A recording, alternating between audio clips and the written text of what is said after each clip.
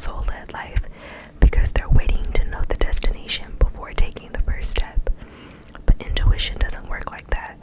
Our soul is always calling us every moment of every day. The way to find yourself living in harmony with the cosmos is to listen to your soul's baby calls and whispers each and every day, and to take grounded action in the direction of those calls and whispers.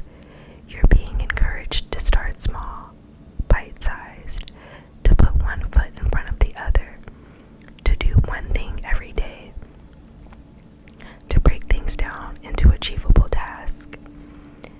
Time on Earth goes slower than on other planets.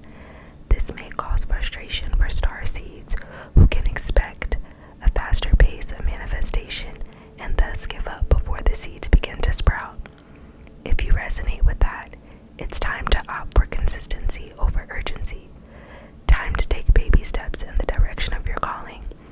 To remember that you don't need to have it all figured out or know exactly where the path is leading you. You don't have to know every single step along the way before you set out on your great journey. You just need to take the next step. What's one simple baby step you can take in the direction of your soul's calling?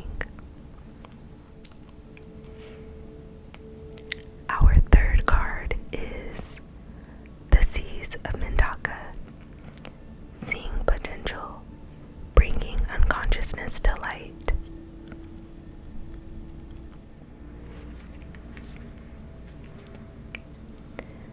Mendaka is thought to have been a water-based planet containing the most crystal clear waters you could ever imagine. So clear that you could see for miles and miles underwater. The Seas of Mendaka card represents this crystalline clarity of potential and possibility. It's about the ability and choice to see the potential in all people and situations.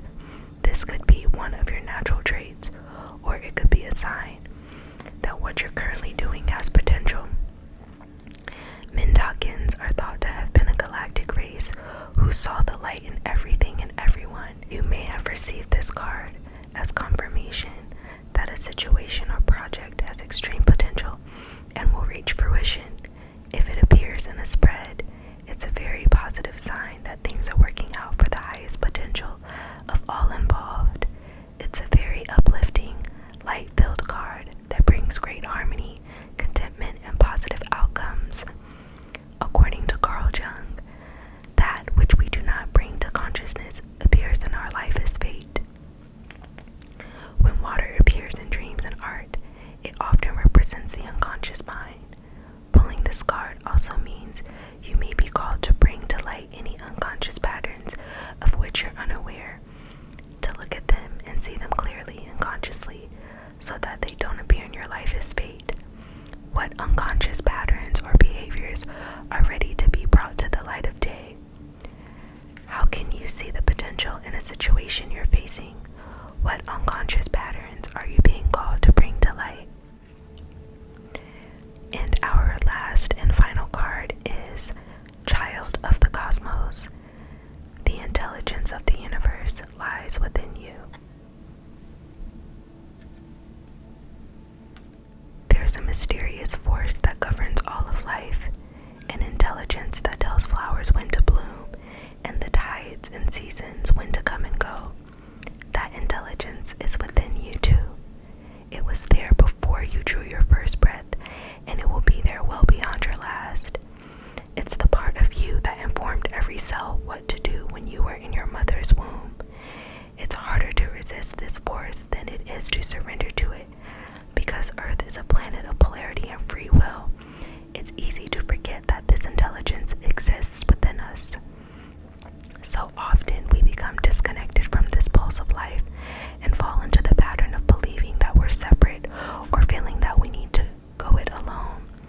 We can feel isolated and as if we need to figure things out for ourselves, to rely on our own strength. You're being called to remember the intelligence that's within each and every one of your cells, to remember that you're a precious child of a loving, gentle universe, that you have